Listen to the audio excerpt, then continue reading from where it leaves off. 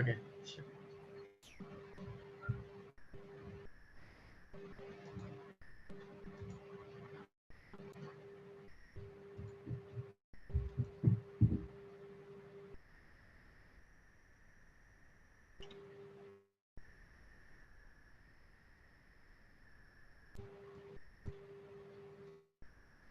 Yeah, so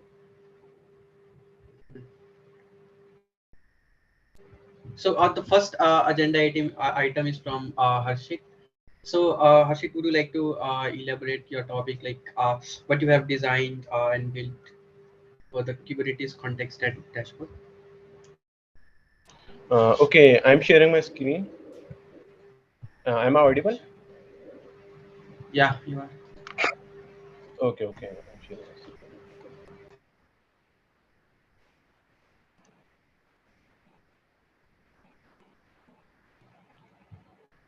Okay, can you see my screen now? Yes, pretty much. Yeah.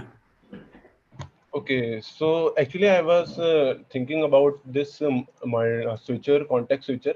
So I've designed these chips of contexts in my dashboard. So, but I actually have a question about this, that if we are supporting the multi-cluster support in a Meshery, so we have to actually connect these multi-clusters to our project.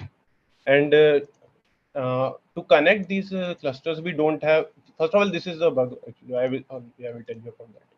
Okay, so but after connecting the context, we are the visible chips are not here. Are you getting my point? I'm So saying so that so you if are we saying like so you are saying that if you have two contexts and you uploaded the two context cube config files, still you're not able to see the chips updated here. yes, if we changing the chips here, first we cannot change the chips from the context switcher. First of all, this is the bug I am solving. That we are not able to switch the chips from this multi-switch context. Okay. Like I am changing the kind to from minikube. That the chip is not being changed. We are still saying here.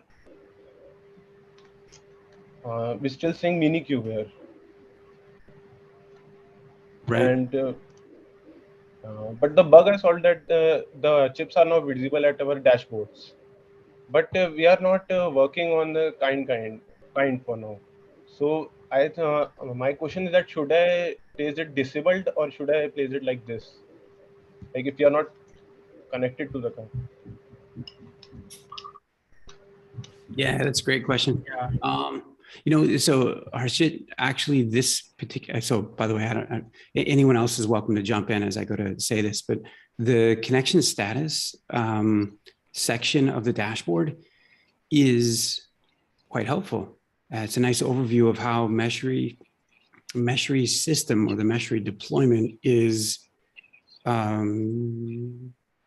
it is, a high level, if it's healthy, but it is essentially more or less inappropriate for us to have that dashboard or the connection status section on the main dashboard.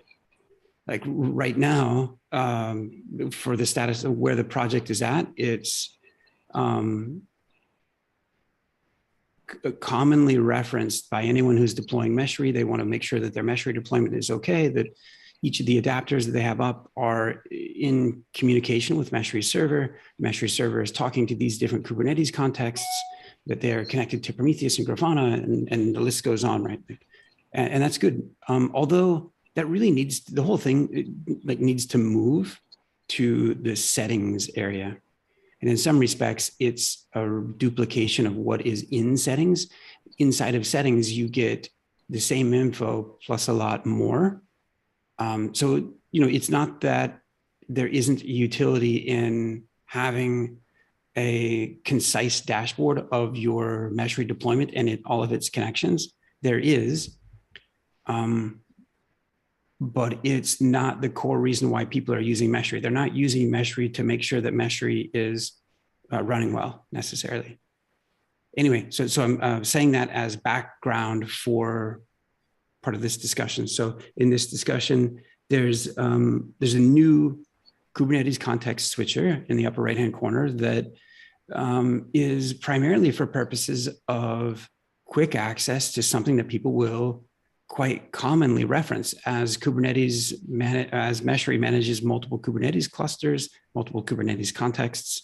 People are going to want to slice their dashboard views based on a context division or based on one or more contexts, one or more clusters. And so it's a very common use case. You're going to go up there and they want to just do a quick switch and have the fact that they've check marked one or more of the contexts to affect the data that they're seeing on the dashboard. So that's another highly related area of work that Pranav and a couple of others have, and Uzair, who's not on, have looked at, are looking into. And so it may be something to speak with them about. Specific to, okay, so there's good context for what the purpose of the context switcher is.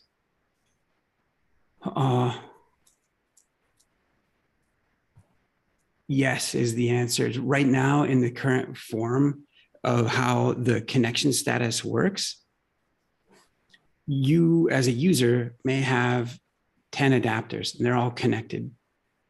You might only be using one or two of the service meshes though.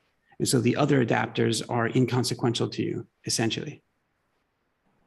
Having said that, if the adapters are present and Meshery server is connected, you will still see the chips for those adapters. You can still click on them and run ad hoc checks. And so in the same way, you may not be using all 4 of your Kubernetes clusters at the same time that are all 4 connected. But we would still show all of the chips for all of the connected contexts, whether or not you're actively using an adapter or you're actively using all 4 contexts or just one. That's based upon other aspects of the UI. In the case of contexts, it's the context switcher that controls which one is active for you and which one isn't. So that's the way we should do it right now. On the heels of that, we want to come back to kind of take another analysis. Like when we take this dashboard, the connection status portion, if we leave it present on the right here, it will absolutely confuse people as to the fact that they've got 4 connections. They've loaded up 4 clusters, but maybe they're only using 2, or they only want to use 2. If they see all 4 lit up as with the blue logo and looks like they're active, they're going to get confused as to whether or not the next operation they're about to perform is going to happen across all 4 contexts or just the 2 that they have check marked in the context switcher. So that gives credence to what I was saying before, that we want to take and remove the connection status section to settings, because within settings, it's more obvious and intuitive to the user that what they're dealing with is the health of a given connection, not necessarily whether or not the view of the data that they're looking at is sliced up by those connections, or that the operation they're about to perform is happening on one or more of those connections. So having given you that full context, both of where we've been, where we are, where we'd like to go, hopefully, is, again, to concisely answer your question, yes, you should show all the chips here. Yes, as people choose, if you go into settings, we're showing both chips. And so in the same way, now that you understand that connection status is really just a summarization of what you find in settings, we would desire for the same behavior.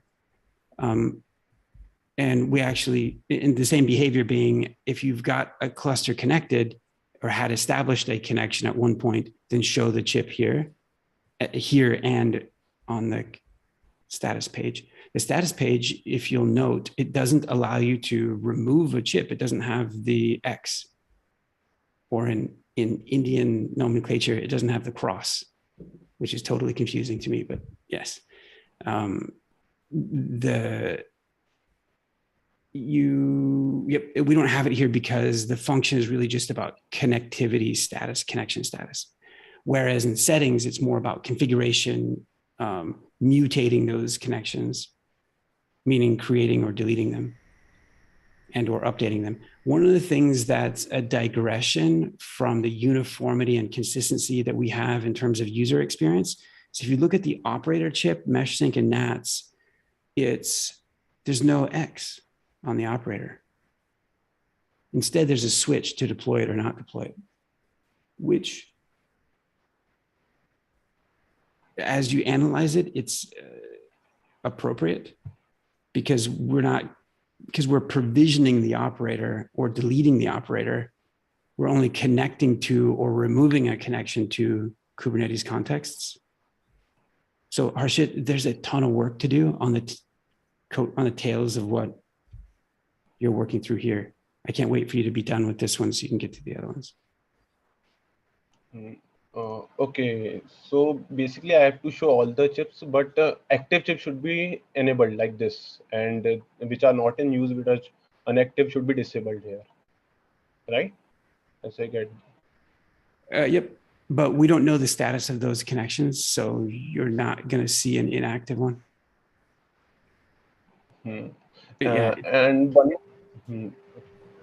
Okay, and we to change the context, we cannot change from our context selector for now. As we can just, I'm trying to change the context, but I'm not being able to change it. So Like here, while you are selecting or hello. Yes. Yeah. So while you are selecting or deselecting the context from context switcher or from the cluster configuration settings, did you notice that there are some network requests that is going to the server to actually switch the context? So you can open your console and see if that thing is actually functional or not. So Okay. Okay. you can open the network panels right now. Control Shift I. Okay. Yeah. So go to network.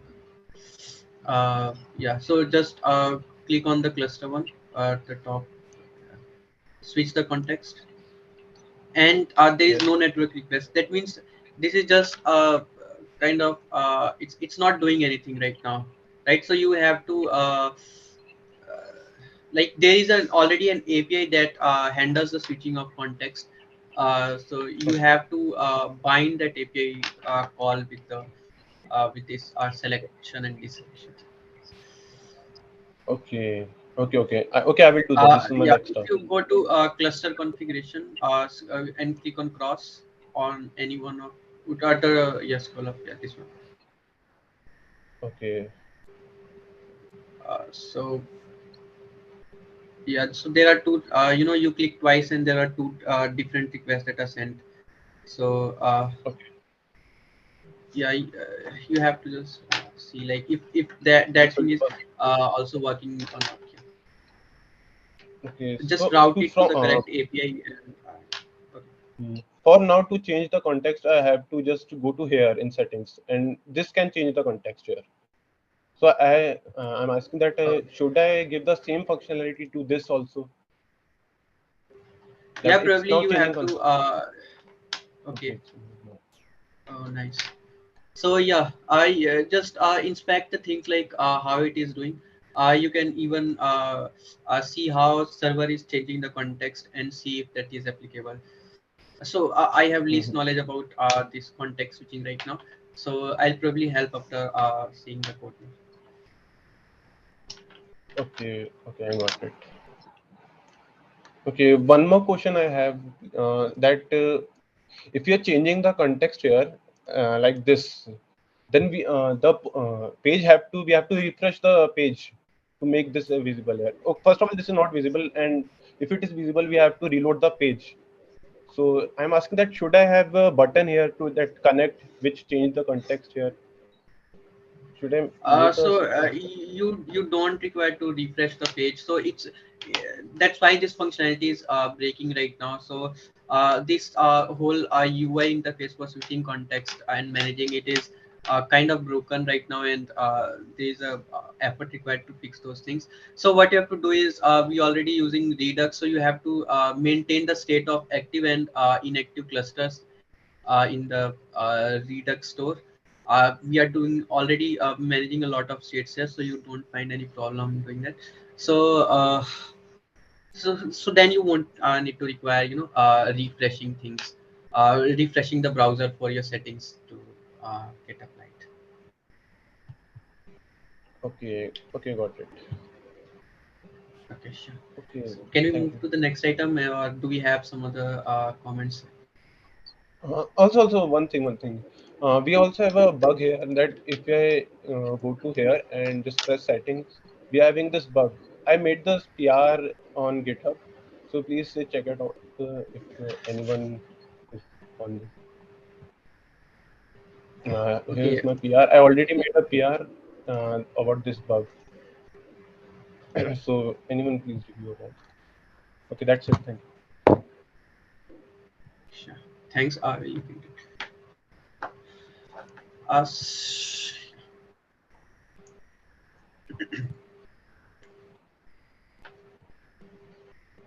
so the next item is from Piyush, about Meshery CTL at Cubectl describe. Okay, this is about GraphQL endpoint. So Cubectl describe GraphQL endpoint, PR number 5391.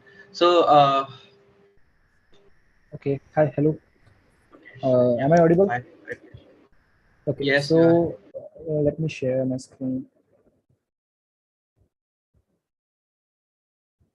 Okay, I think this should share it.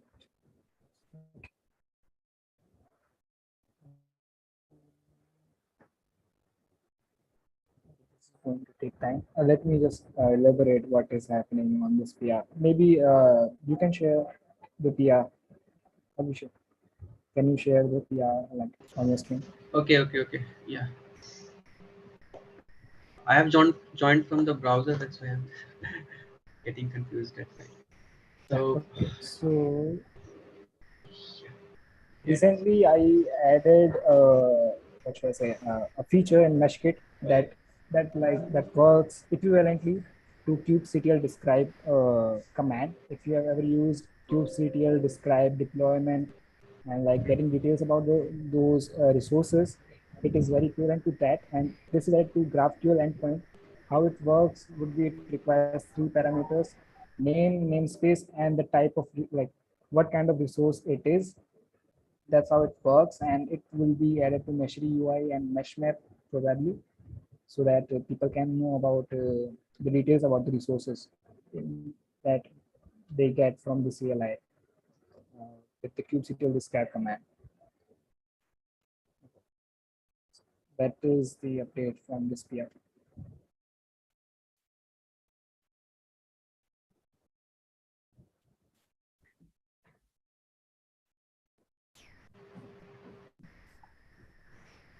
okay. So and this is gonna be used by the server, the GraphQL endpoint.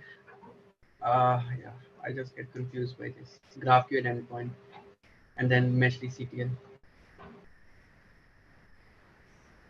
Not by MessyCTL, it will be used by mesh map and maybe from the like some other place. Probably mesh map will be the first one which will use this GraphQL endpoint. Oh, okay, And great, great. Piyush, just to confirm a couple of aspects of this, this particular endpoint, is it a subscription or only a get?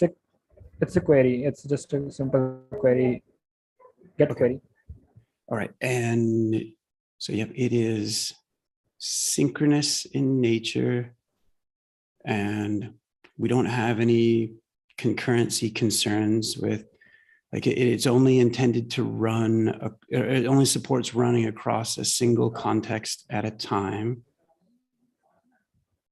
And that's because the primary use case is that someone is explicitly identifying a specific kind of Kubernetes, well, like not just a specific kind, but a specific Kubernetes resource. And they would like to describe that specific one running in that specific context. Of the identifier needed for the Kubernetes object that they are describing, what is that identifier that we use? Like, okay, three parameters are required: the namespace, and like we can see this map here. Like we will require this pod. Is it a pod? Is it a deployment? That term, and then we get the like details from kubectl package. Nice. Okay. Nice. Namespace, and context. Okay. Yeah. And kind. Yeah. By the way, is it necessary that we are being explicit with respect to this list of object kinds, endpoint slice, certificate signing request, We can increase, like we can add more and more kinds okay. in future. Yep. I understand sometimes there's some necessity to include a list because it helps with validation of whether or not it's a valid request or a valid kind. Although this type of an approach makes our code fragile, and maybe fragile is a harder word it makes it high maintenance, because when a object kind is removed or a new one is added, or the spelling of one is respelled, it means that we've got to go do updates. And so what's the logic behind the static listing of these different kinds? Okay. Yeah, I did thought about that. The thing was that kubectl like package explicitly, like just like the command in command we specifically write deployment. Kubectl describe deployment, kubectl describe pod. The package also requires us to identify ourselves what kind of resource we are trying to get. Like, is it a deployment or not? Because it was a query, I kind of had to maintain a map so that we get just a string from our query that, okay, it is a pod, and we pass the exact like kind of struct to kubectl package. This is the kind of the resource. It is a high, like it is kind of a maintenance thing, but it's just to make sure that kind Yep. of find a balance between querying it and like passing that kind. Okay, this is the Golang kind, Golang struct to kubectl package. Yeah, it'd be really nice if that was dynamically interpreted, where you don't have to spell, like where you're still doing this, but you're doing it dynamically. You're not hand coding the names. Because within the package itself, it has how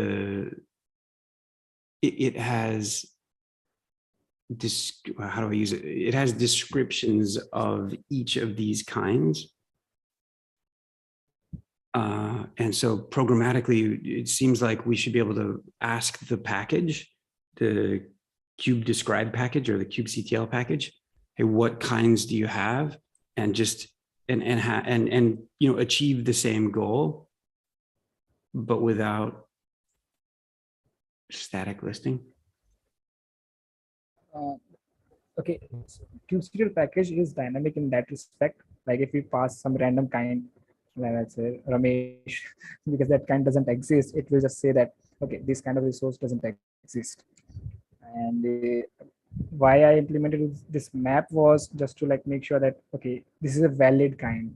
It's not something we are just Yeah. Okay. Wait. Yeah. Okay. package. All right. So we're going to go back through a little bit. Okay, good. Are you going to recall some conversations that we've had in the past as we go through this, which is up front? That makes sense. Yeah. It's like you're being diligent, and this is like, hey, why is Lee asking me about this stuff? I thought I was doing a good job of like taking care that like this is going to work and that people are going to have a good user experience. We're going to be able to say, oh, did you want to look at a role? No problem. I know what a role is. Let me get that for you, et cetera. And herein lie the issue is like, yes, that's good. For UX and for validation that someone isn't giving you some junk there, or they misspelled it, you know. The crux of the issue is more or less this, that like we're going to find that someone asks to describe a role, for example, and either that specific instance doesn't exist, or roles as a concept, as an object, were never present in that Kubernetes deployment. And so, which would be weird, right? I mean, just like, maybe it wouldn't be as weird for like an endpoint slice or something else, but suffice to say, if you're being diligent in your code like you are, we're going to have to address the use case where the instance where, oh, that object isn't present. And so I need to have error handling around that. That error handling becomes the answer for, well, hey, I can just remove all of this static listing. I'm going to have to do that logic anyway. I'm going to have to either validate or handle the the request to Kubernetes API that responds negatively to me. And then you're going to have to interpret it and present back a pleasant. I get that point. It was just a precaution. I can just change the implementation right away. Nice. Okay, good. You wanted to say that about. I expected that you will say this. I kind of like foresee the future. Yeah. About 4 minutes ago, you were like, Lee, I just wish you would stop talking so I can just say, I understand. I'll do it. Nice. Okay, fine. Cool. Yeah, makes sense. Makes sense. Yeah, that's great. We should get that one merged after with that last update. Yeah, sure.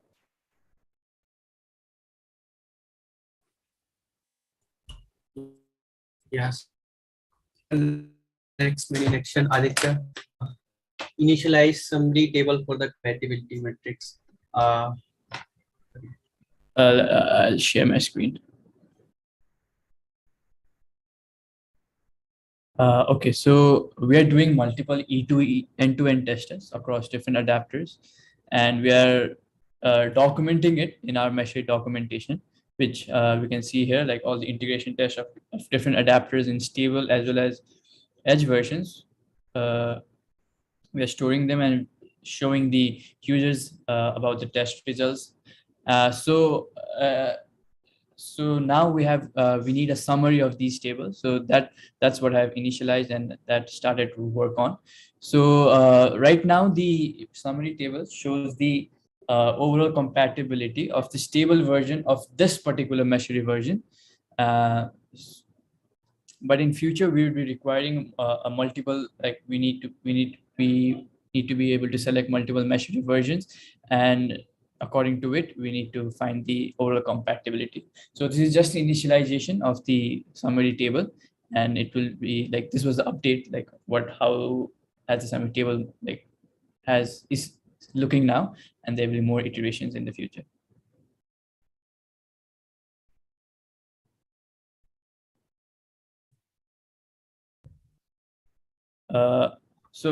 One more thing, right now, the overall compatibility is not calculated accurately as of say, because I have not considered the edge version that are tested for this Meshery version.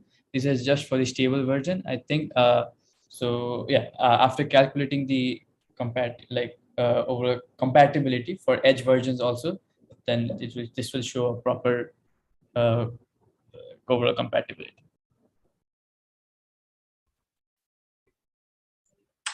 Oh, that's good. Do we have any other comments on compatibility metrics?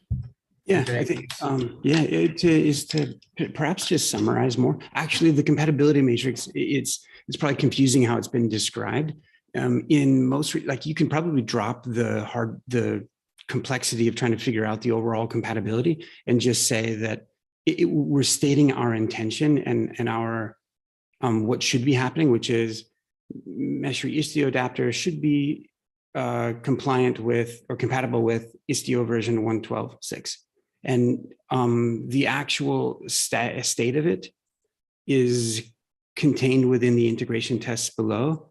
Like what we would do is like in the future, you can work toward overall compatibility and get very detailed and stuff. But to help move things along quickly, the thing that we're trying to give to users is that Istio version, these very top level things, which is like Istio version 6.0 is compatible with this Kubernetes version, this Docker version, this Windows version, this Linux version, this like these high level system requirements.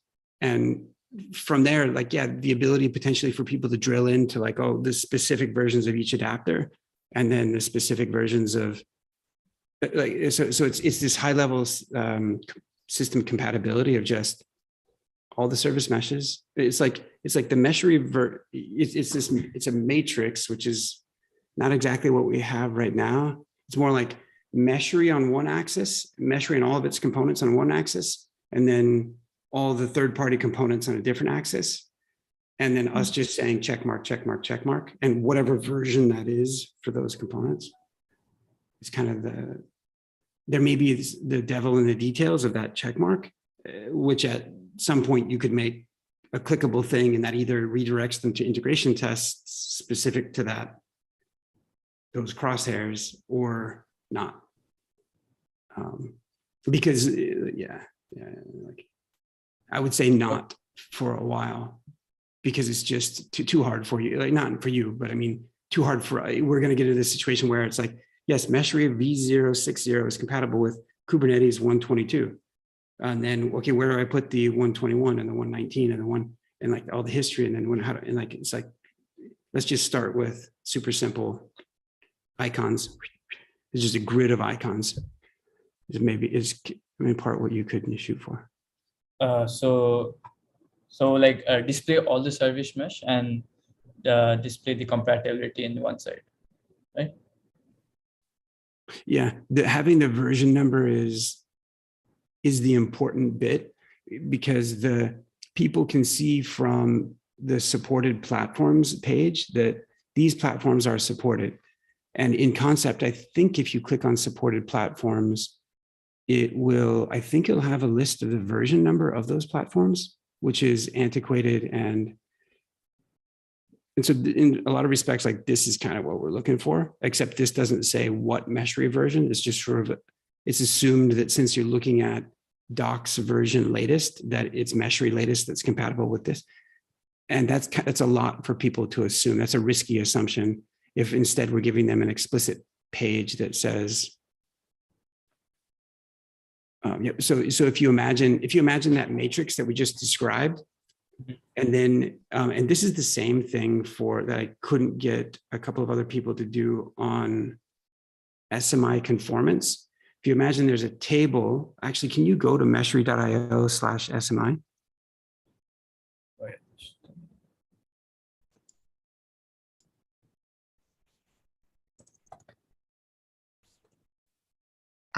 So before that, I have a doubt. It ends up being more like a 12 by 36 matrix. Okay. Like 12 Meshery components by however many third-party systems that we interface with. But right now we are having the integration test results on the 3 Meshery adapters, right? For now, or is it increased? No, have you looked at the page? There should be, if we don't have integration test results for all of the adapters on that page, we're in trouble. No. So far yeah. Okay, for the Celium, I don't think we have in dash for Celium. Yep. So it wouldn't just be for the 3. Right, you mentioned. Okay.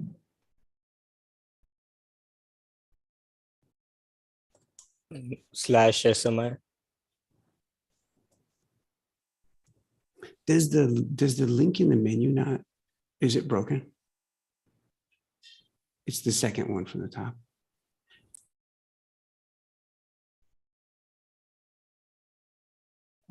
So here we're saying there's a list of components in the left-hand column and their version. And anyway, if for the one that we would do the compatibility matrix, it's a list of third-party components. the version that Meshery is compatible with. The other axis is a list of all the Meshery components and whether or not they're compatible.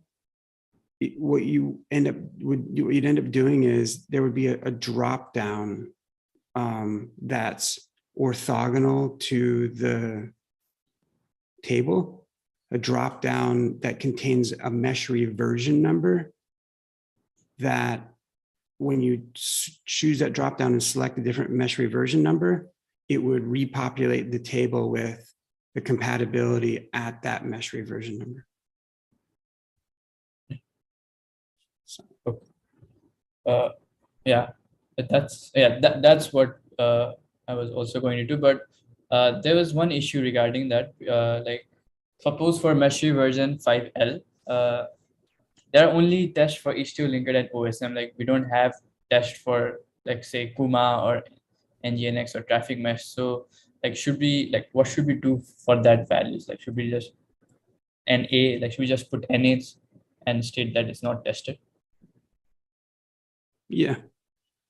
Okay.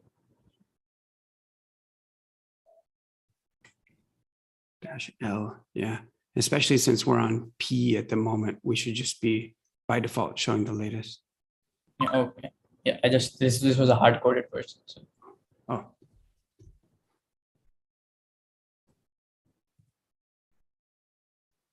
Okay.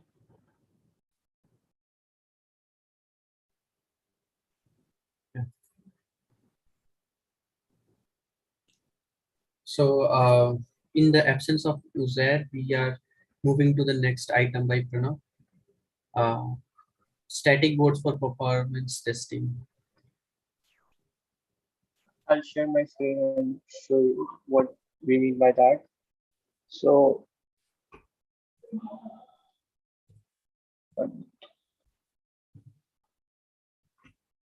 so when we do a performance test, then we get this kind of a graph. This basically includes the dynamic results from our testing, but it doesn't include static results. Dynamic means the results which you get out of our after doing the test, and the static result is the data for our Kubernetes cluster and the state of it which it undergoes when we're doing the test. So basically, this thing is already there in our system, but it's just that it was removed from the UI, and and and what I would be doing is that I would be adding that back to this performance graph. So by the end of this meeting, I would be able to do it. So that's the static boards. And if you go to the console log, you would be able to see all those details. We just need to show it here. And earlier it used to look like this. I have a screenshot of that. We used to show this information about the node, hostname, CPU, and things like that. And we have it here. It's just that it's not on the UI. So I'll quickly add it after this meeting. Yeah, there are codes for this also, but it's not implemented for this version of the UI. Like, there are codes already written for different Kubernetes and everything, but we're just not showing it. I also found out that. Yeah.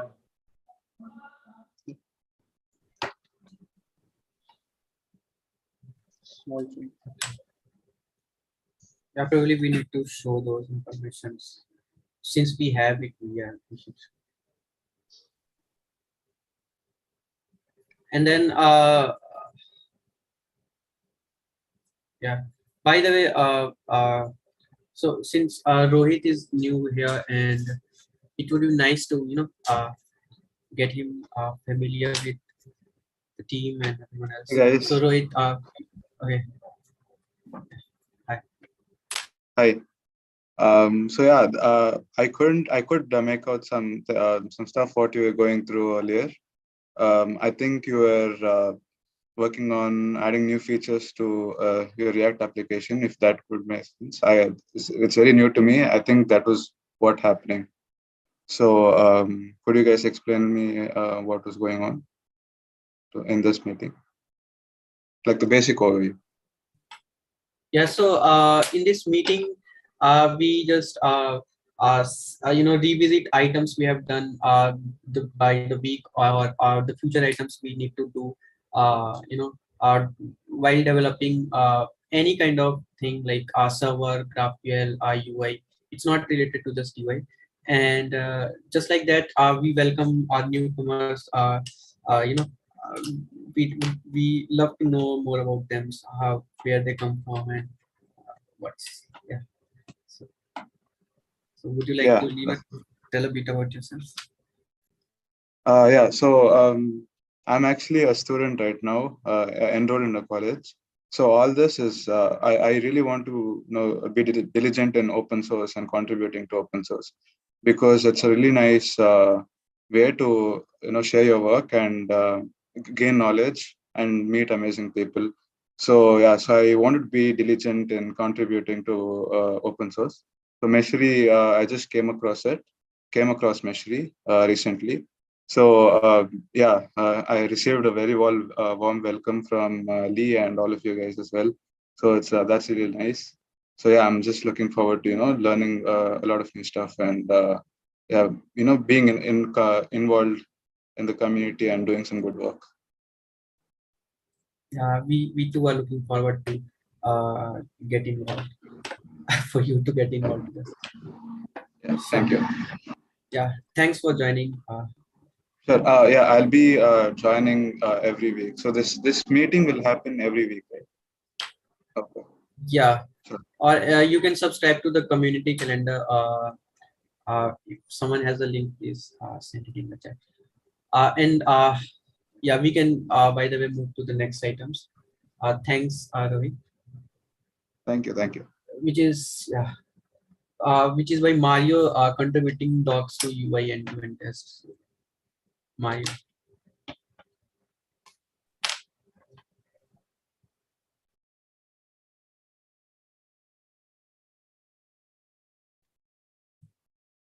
We have Mario.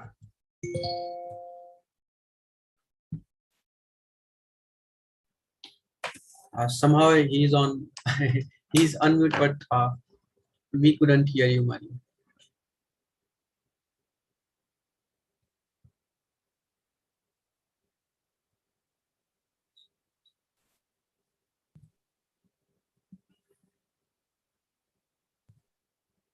Nice. And so yeah, we can't hear Mario, but I'm gonna, while he's working on his audio, I want to point out that he had, so Mario's Hello.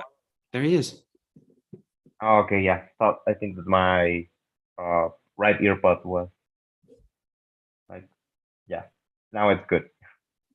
Go ahead. Yeah. So thank you. So there is this discuss topic or question.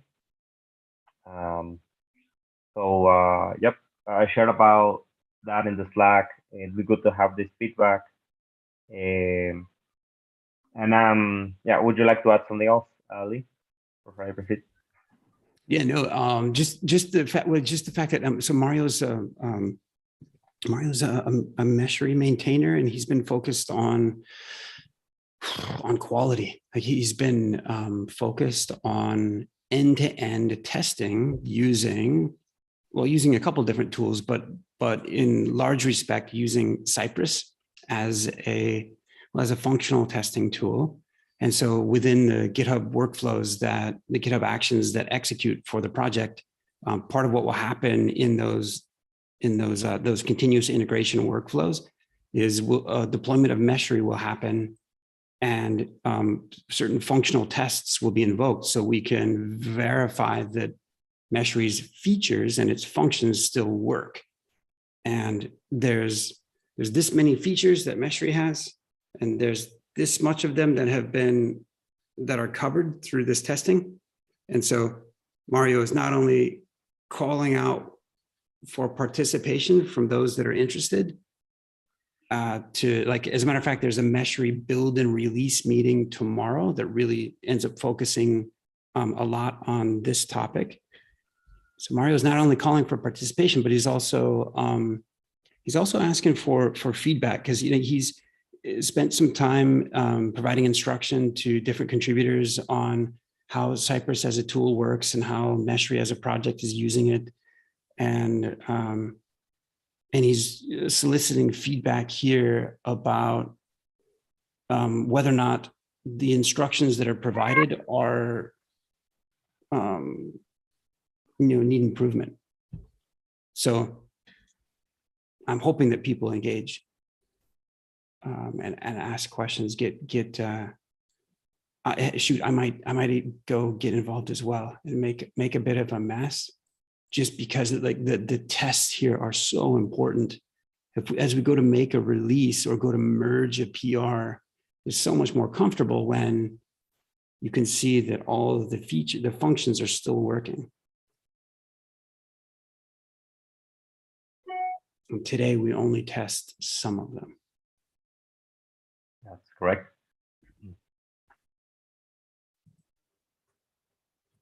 So that's a good So reminder. yeah, go ahead. Sir. No, just a good reminder that we have the build and release meeting tomorrow. So to really dig in more. But go ahead, Mario.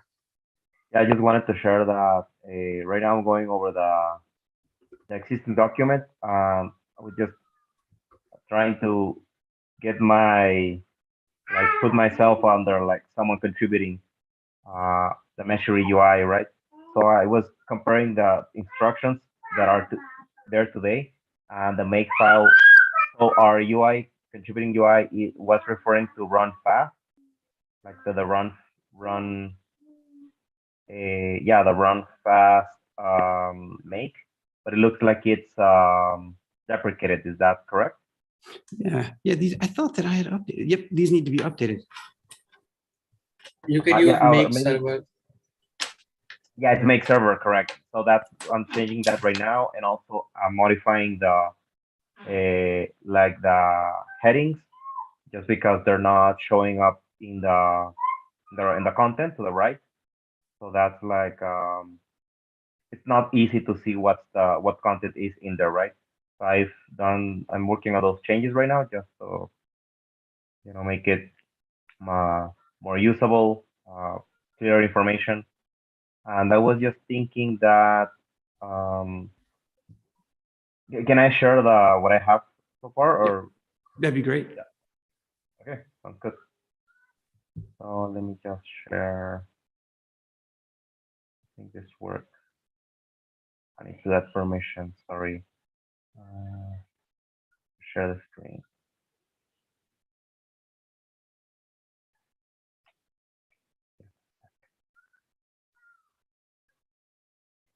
Okay. I need to reopen Zoom to share my screen. So that's a bummer. But anyway, so I'm working on that, and I was just a quick question to everyone. So when we're running Cypress, so we have some integration tests. So they do not really they mock the server response. So would that be enough for now to share how to run those tests, just as it is, or should we also add like a make command to do that a bit more easily?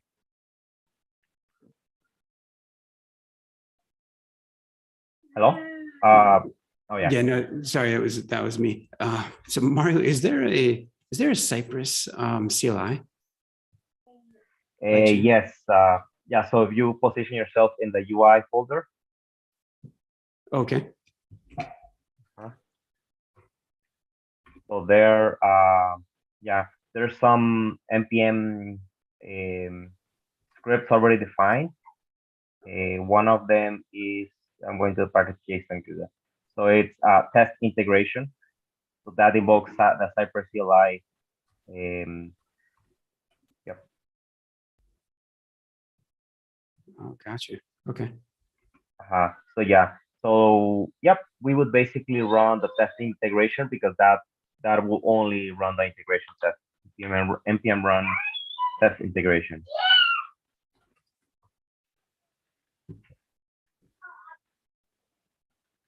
Oh, how embarrassing. It's my first time. Yeah. So it'll fail if you don't have like a local host 3000, like the dev server.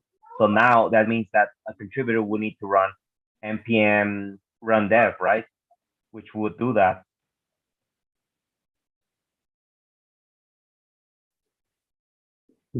Got you. Yeah, right. The other way around, can you run? So it's failing, right? Or is it running? Oh, you do have it running. Test a few UI components. It is my first time, so I'm a little bit shy. And this is running like within a headless mode. It means it is using a browser, but it's just not rendering it. I think so. Or do you see any screen where? Nope. Yeah, I don't. No, I don't. You should stop it Okay. right now because it is all headless mode, so you won't see anything. Nice. Yeah. Actually, Correct. this is ideal. This is what I'm looking for. Is just like This is yeah, totally. Yeah. See, so okay, yeah. So for example, Or you can let's say. see. Yeah. Go ahead. Sorry, Abhi. No. I was just telling like you can do this interactively by just typing npx cypress open. Yeah. Although that would open like a UI, like so the Cypress Yeah. runner UI. But I mean, if the contributor would just like that's So was there a failure? It looks like there was. User preferences. So not found. Oh yeah, I'm not running Meshery at the moment either. So the backend. No, wait. Okay, interesting. It tells you like they couldn't load the UI because 3000 there is nothing on the port 3000. Yeah, actually with the Cypress open, so can